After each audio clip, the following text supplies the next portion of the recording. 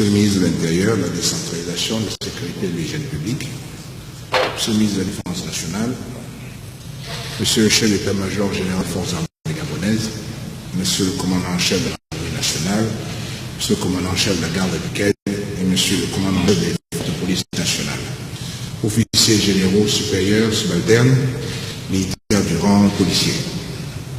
Mesdames et messieurs, à l'occasion de cette traditionnelle cérémonie de présentation des vœux, je voudrais tout d'abord remercier pour les vœux que vous avez adressés à mon attention, à mon épouse, la première dame, Madame Sigaro, mon Dimba, à ma famille et à tous ceux qui me sont chers. En retour, en ma qualité de chef suprême des forces de défense et de sécurité, c'est avec un réagir que je vous adresse en mon nom propre, au nom de la première dame et de toute ma famille, nos chaleureux et sincères vœux de bonne santé, de paix, de prospérité et de succès pour l'année 2007. Ces vœux vont aussi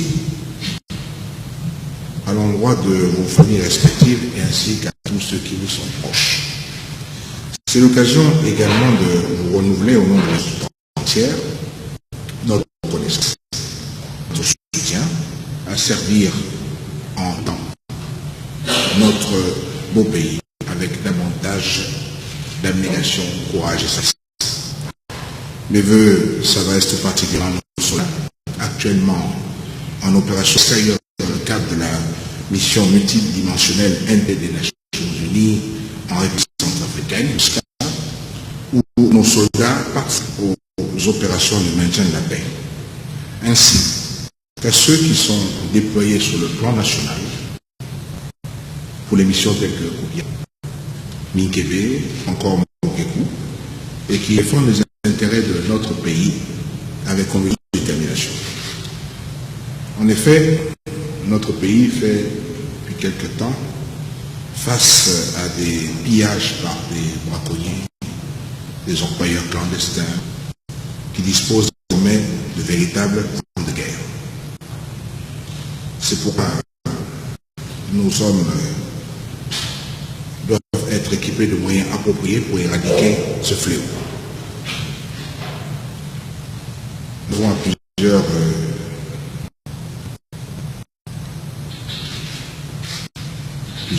moments, nous avons essuyé le feu.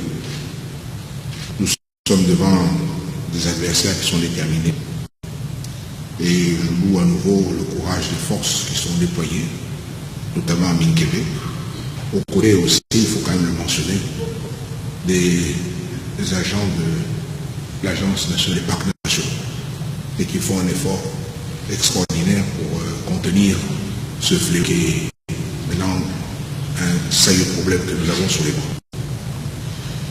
C'est pour ça que cet effet, je demande au gouvernement de prendre dès maintenant les mesures adéquates pour la mise à disposition de moyens conséquents à la gestion de la mission de nos soldats et donc de s'approprier le TIC, un homme, une mission, des moyens.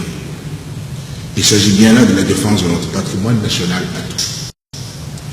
Face à la diversification des menaces symétriques, notamment celle du terrorisme qui a malheureusement et qui continue à frapper un certain nombre de pays, notamment on pense aux attentats France, Mali, Niger, Tunisie et plus proche de nous, Tchad, Cameroun. Il appartient à nos forces de sécurité de s'y préparer, de s'y adapter, d'apporter une réponse adéquate afin de préserver la paix en luttant de manière efficace avec nos services de renseignement pour prévenir d'éventuelles attaques. Je vous rappeler que les forces de sécurité sont chargées d'assurer en tout temps, en tout lieu et en toutes circonstances l'intégrité du territoire ainsi que la sécurité des personnes et des biens afin d'exercer la cohésion et la paix dans notre pays. J'encourage à cet effet les forces de première catégorie ainsi que celles de deuxième catégorie dans la mise en œuvre de leurs dispositifs adaptés à la sécurité intérieure. Ces défis sécuritaires exigent de nos hommes un niveau opérationnel élevé, garanti par l'entraînement, l'instruction et la formation des cadres, ainsi que par le respect de l'éthique militaire et de la discipline. À cet effet, j'exhorte les commandants en chef à veiller d'abord à la qualité du recrutement. Les enquêtes de moralité doivent être menées minutieusement afin que la sélection soit rigoureuse et non une sélection de complaisance. Ainsi, dans le cadre du recrutement supplémentaire donné par la Gendarmerie nationale, un effort sera fait par le gouvernement de la République dans le but de renforcer les unités de maintien et de l'ordre public, notamment lors de la CAN 2010. Ces jeunes recrues, au même titre que tous les autres militaires, doivent bénéficier d'un suivi de carrière à la limite de leurs attentes, notamment sur le plan de la formation, de l'entraînement et de perfection. S'agissant de la formation, l'ouverture de l'école de formation d'études de Mandilou demeure donc une priorité à prendre en compte dans le budget 2016 par les ministres respectifs de la Défense nationale et du budget. Sur le plan de l'entraînement, je vous rappelle la nécessité absolue d'organiser courant 2016 des manœuvres militaires à plusieurs échelons. Sur le plan national, elles devront se faire successivement au niveau des corps et au niveau interarmé, avant de l'organisation de manœuvres multinationales. À ce propos, je salue la bonne participation de nos forces de défense aux manœuvres Central Accord et Tropical Storm, organisées respectivement par les Américains et par les Belges au Gabon en 2015. En ce qui concerne les deux manœuvres médico-humaines qui n'ont pas pu se tenir en 2015 dans le Goëlo et le Rue-Marine, elles doivent être organisées cette année. À celles-ci s'ajouteront de nouvelles manœuvres à planifier donc en 2016. Une armée en ordre, opérationnelle, républicaine. Comme je l'ai voulu, c'est aussi la promotion du lien entre les nations qui vise à consolider l'interaction harmonieuse entre les forces de défense nationale et donc le secteur civil. J'ai particulièrement apprécié le déroulement de la journée de la défense dans ses différentes articulations, dans la journée porte ouverte pour le public, mais aussi le bivouac qui a rassemblé et qui a réuni l'ensemble des forces de défense et de sécurité dans une parfaite cohésion en présence des membres du gouvernement. Cette cohésion est particulièrement nécessaire dans le domaine de la sécurité publique qui incombe aussi bien à la gendarmerie nationale qu'aux forces de police nationale, chargées au quotidien de la protection des personnes et des biens. À cet effet, je demande au ministre de l'Intérieur d'organiser dorénavant la journée de la sécurité, à l'instar de celle des forces de défense, afin de consolider la cohésion au sein des forces de police nationale et le rapprochement avec la population. Dans le cadre des opérations extérieures, ainsi que sur le territoire national, je tiens à féliciter les forces armées gabonaises, soutenues par le génie militaire et le service de santé militaire dans l'accomplissement des missions traitées à Sydney. J'ai bien pris note et j'accorde l'attention toute particulière aux besoins exprimés par le service de santé militaire relative à la troisième phase d'extension de l'hôpital d'instruction des armées au Lambo-Niba, ainsi que l'acquisition du deuxième hôpital médico-chirurgical de la campagne et enfin renforcement des moyens du SMURA. Je veux également sur le plan opérationnel la participation de la garde républicaine à l'opération Guinée, aux côtés des forces de défense, opération pour laquelle se sont illustrées notamment les forces de police nationale. M'adressant particulièrement au commandant en chef des forces de police nationale, à vous rendre votre bilan est élogieux et les actions à venir sont prometteuses. Cependant, je vous demande de soigner l'image des forces de police nationale vis-à-vis des populations que vous êtes censés protéger, car de nombreuses plaintes me parviennent quotidiennement sur le comportement négatif des policiers sur la voie publique. Néanmoins, je vous félicite pour la mise en place de l'IVISA, pour la déconcentration des services de l'établissement des passeports aussi bien dans certaines provinces du territoire qu'à l'extérieur et prochainement l'IGATE par la Direction générale de la documentation et de l'immigration. Il est normal qu'en chef suprême des forces de défense et de sécurité, je lui adresser des félicitations et l'encouragement lorsque les circonstances le permettent. Mais il est aussi de mon devoir de tirer l'alarme quand j'estime qu'un certain nombre de choses ne fonctionnent pas. Ainsi, monsieur le ministre, monsieur le commandant en chef, je voudrais dire que l'année 2016 doit d'abord être une année de reprise en main. Reprise en main par les autorités militaires. Car la discipline n'est pas toujours présente dans nos rangs. L'encadrement des soldats est aussi absent. Et cela se plaît de ne pas à l'encadrer. Alors c'est bien de punir, c'est bien de faire respecter la discipline, mais on s'en pourra encadrer. Un jeune qui fait ses armes, qui débute, doit être encadré, doit lui montrer le chemin. Et ceci n'est pas fait. Et ceci doit changer. Car vous devez être exemplaire. Le métier que vous faites ne peut tolérer, malheureusement, l'amateurisme. La sécurité des personnes et des biens vivant sur un territoire, vous êtes d'accord avec moi que c'est quelque chose de très sérieux, qui ne peut soutenir et souffrir de l'amateurisme. Des vies sont en jeu. Nous vivons une période qui est difficile sur le plan sécuritaire. Nos voisins sont frappés par le terrorisme. Et nous avons vu 2014-2015 les opérations terroristes, se demandant quel serait le prochain sur la liste, quelle serait la prochaine cible, quel serait le prochain pays. Si nous ne voulons pas que ce fléau nous atteigne, eh bien, il faut changer. Il faut revenir aux fondamentaux de la discipline, de la formation, de l'entraînement.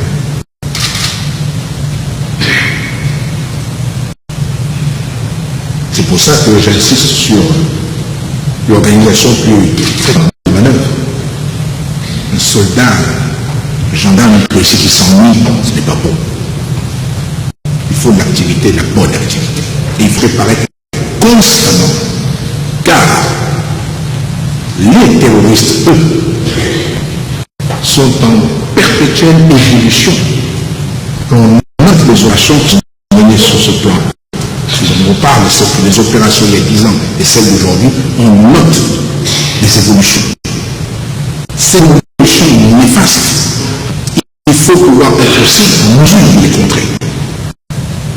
Et ce n'est pas en croyant simplement qu'à la providence que tout va bien se passer. Le Tout-Puissant nous a donné une tête pour réfléchir à ce qui doit être fait. Et nous savons ce qui doit être fait, et nous ne le faisons pas.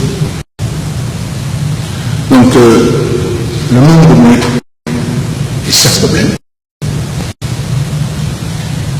mais je vous rappelle que j'ai été votre ministre, et il y a une dizaine d'années, nous avions moins de moyens qu'aujourd'hui, et nous étions plus efficaces. Donc, le monde n'est pas seulement le problème.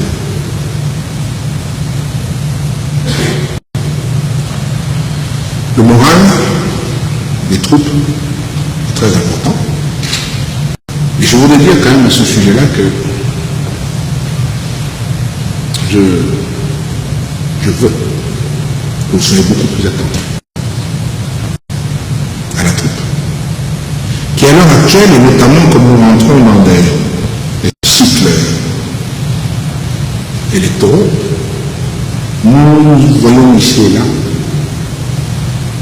la politique gagnait les rangs des corps. Nous voyons aussi une mauvaise pratique que vous voyez dans le milieu civil arriver de corps, notamment tribalisme. L'armée ne connaît pas le tribalisme. C'est une seule famille. On ne se distingue que par le travail que l'on fait et par l'uniforme et l'insigne que l'on a. Le reste, on ne connaît pas. C'est un rappel que je fais. Il ne sera pas question de tribalisme, soit de tribalisme, de clan et autres, de politique arrive dans les corps. Vous êtes là au service de la nation et au service des élus de la nation. Ceux que la nation sait désigner. La politique n'a pas de place dans vos rangs.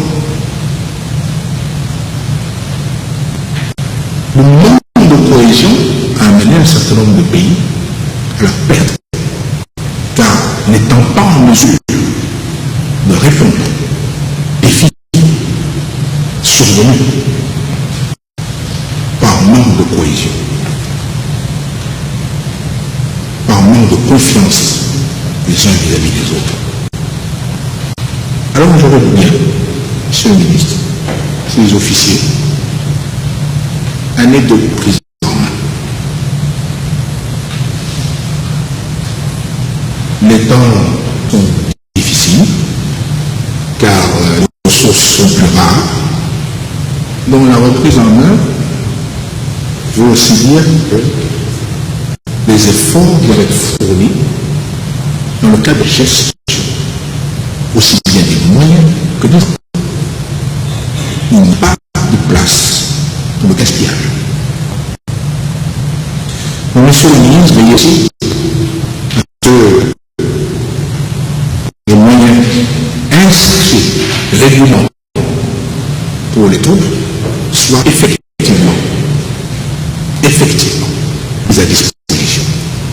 Car là aussi j'entends des plaintes. J'ai personnellement veillé à ce que les forces disposent de plus de moyens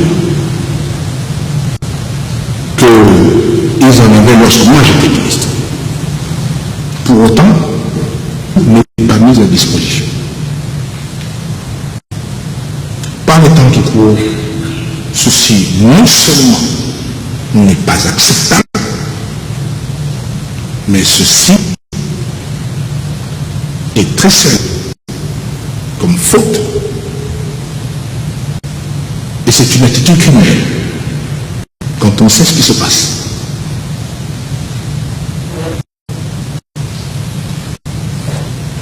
Pour toutes les forces de défense et de sécurité, donc toute la mesure de vos attentes.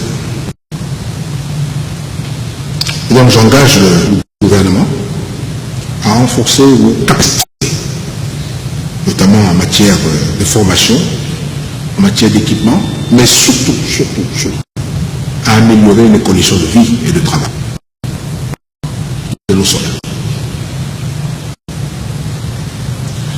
Messieurs les ministres, messieurs les commandants en chef, je vous rappelle que nous sommes entrés depuis 2015 dans le cadre de la décennie de la femme. Donc son intégration au sein des armées, qui est une chose certes faite, mais qui devrait non pas s'élever, mais se développer. Et donc l'intégration des femmes au sein des armées est une diversification et une apparition de nos rôles dans un contexte militaire en mutation. Donc il s'agit d'impulser là une modernisation. C'est fait, donc j'encourage les responsables aux femmes à œuvrer pour cette égalité. Cette égalité. Comme je vous l'ai déjà dit, la protection des Gabons et des Gabons est une priorité inaliénable et non négociable. Elle succombe en particulier à toutes les forces de sécurité et de défense de notre pays. C'est pourquoi en ma qualité de chef suprême, je répondrai toujours à cet impératif avec une totale détermination.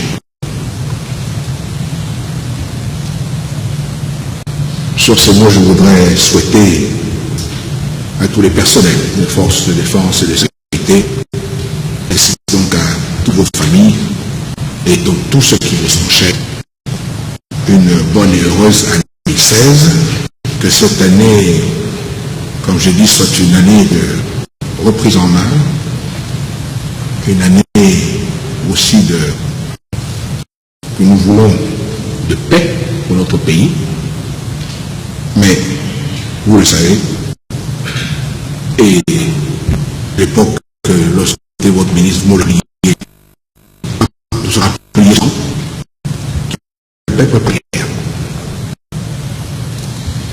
Je voudrais encore une fois vous remercier pour tous les efforts au cours de cette année. J'ai noté quand même un certain d'efforts. Madame Bongo et moi, Madame Bongo s'associe à moi pour vous remercier pour les paroles et que vous avez à prononcer et les vœux que vous avez énoncés pour nous pour cette année 2016. C'est notre pays. Nous devons défendre ce pays cher.